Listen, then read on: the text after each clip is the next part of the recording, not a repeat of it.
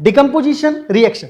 Decomposition क्या होता है? तो कॉम्बिनेशन पढ़ा था, कंबाइन हो रहे थे। डिकम्पोजिशन में क्या होगा, जो पहले से कंबाइन है वो अलग हो जाएंगे, ब्रेक हो जाएंगे, टूट जाएंगे। इसी को कहते हैं डिकम्पोजिशन रिएक्शन। मतलब क्या होगा कि एक बड़ा सिंगल सब्सटेंस है, बड़ा सा, जो कि छोटे छोटे सब्सटेंसेस में डिवाइड हो रहा है, बट रहा है, टूट रहा है। This type of reaction is called decomposition reaction. तो एक क्वेश्चन ये भी आएगा कि सर पूछा कैसे जाएगा हमसे ये क्वेश्चन? ये कई तरह से होता है। दैट मीन्स डिकम्पोजिशन है, उसके टाइप होते हैं, उसी बेस पर वो आपसे पूछ सकता है what are the type of decomposition reaction. Different type of decomposition reaction कौन से हैं एंड एक्सप्लेन विद एग्जांपल, जो कि वो आपसे पूछेगा एग्जांपल के साथ में। तो टाइप बाद में पढ़ेंगे, पहले तो यही जान लेते हैं कि डिकम्पोजिशन क्या होता है। तो देखिएगा, सबसे पहले टॉपिक क्या है हमारा, डिकम्पोजिशन रिएक्शन। और क्या होता है, the conversion.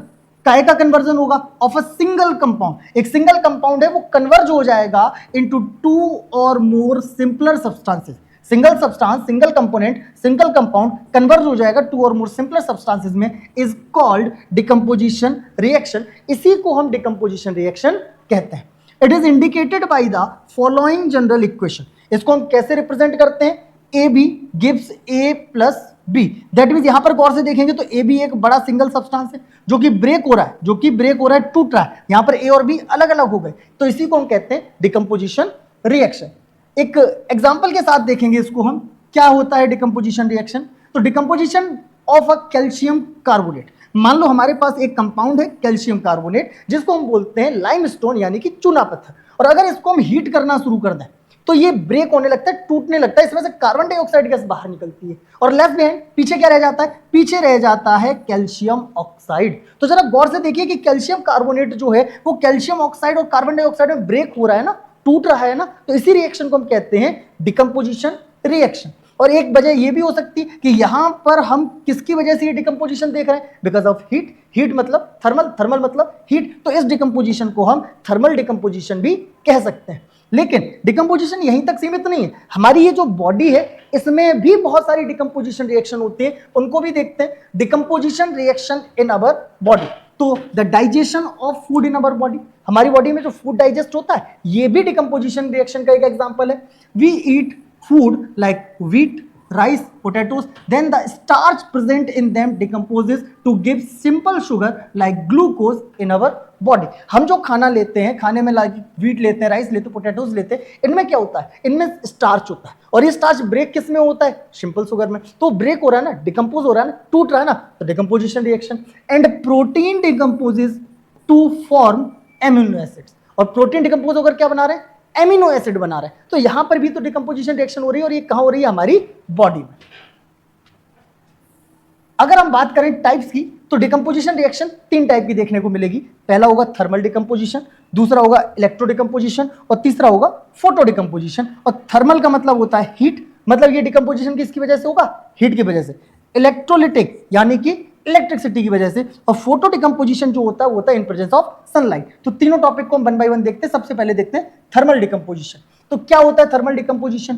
Thermal decomposition is a chemical reaction. तो स्वाभाविक सी बात है, थर्मल डिकम्पोजिशन क्या है? एक केमिकल रिएक्शन है where a single substance breaks into two or more simpler substance. क्योंकि ये डिकम्पोजिशन रिएक्शन है तो भैया एक सिंगल सब्सटेंस ब्रेक भी होगा to or more simpler substances में। लेकिन क्यों होगा? तो व्हेन हीटेड, जब हम उसको गर्म करें तब होगा ये डिकम्पोजिशन। तो क्या कह देंगे इसको? Thermal decomposition reaction. And this type of reaction is usually endothermic reaction. ज्यादातर ये कौन सी रिएक्शन होती है?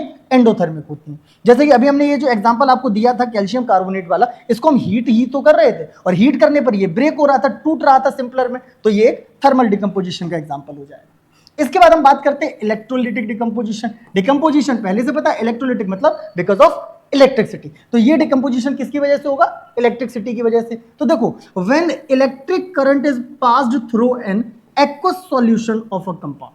हम क्या करें कि किसी एक्वस सॉल्यूशन में इलेक्ट्रिसिटी पास करा था। एक्वस सॉल्यूशन मतलब वाटर। और अगर वाटर की बात कर रहे हैं तो वाटर में जब इलेक्ट्रिसिटी पास होती है तो ये हाइड्रोजन और ऑक्सीजन में ब्रेक हो जाता है।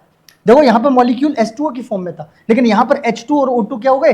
अलग अलग हो गए, मतलब डिकम्पोजिशन हो गया। और ये हुआ किसकी वजह से? Because of electric current. Then this type of decomposition is called electrolytic decomposition. अब हम बात करते हैं लास्ट डिकम्पोजिशन की, जिसमें क्या होगा? Photo decomposition. और ये किसकी वजह से होता है? Due to sunlight. तो देखो, photo decomposition is a chemical reaction in which substance is broken down into simpler substance. ये तो क्लियर हो गया कि सब्सटेंस जो ब्रोकन हो रहा है, टूट रहा है सिंपलर सब्सटेंसेस में, लेकिन किसकी वजह से? ध्यान से देखिएगा, लाइट मतलब फोटॉन्स, हम डायरेक्टली कह सकते हैं इन प्रेजेंस ऑफ सनलाइट। कहां ये रिएक्शन देखने को मिलेगी, इसको भी देखिएगा। अगर हमारे पास सिल्वर क्लोराइड है AgCl और इसको हम धूप में रख दें, कहां रख दें? In presence of sunlight, like this. जैसे कि आप ये एनसीईआरटी का एक डायग्राम हमने आपके सामने रखा है कि इस बाउल में हमने क्या लिया है? सिल्वर क्लोराइड, और इसको हमने कहां रख दिया? In presence of sunlight. तो इसमें से क्लोरीन गैस पास आउट हो जाती है और लेस बिहाइंड पीछे क्या रह जाता है? पीछे रह जाता है सिल्वर। तो जरा गौर से देखिए, सिल्वर क्लोराइड जो है वो सिल्वर और क्लोरीन में ब्रेक हुआ या नहीं हुआ? हो गया। तो क्या हो गया? डिकम्पोजिशन। और ये डिकम्पोजिशन किसकी वजह से हुआ? सनलाइट। तो इसको हम कह देते हैं फोटो डिकम्पोजिशन। आई होप कि ये टाइप ऑफ डिकम्पोजिशन आपको बहुत अच्छे से समझ में आ गया।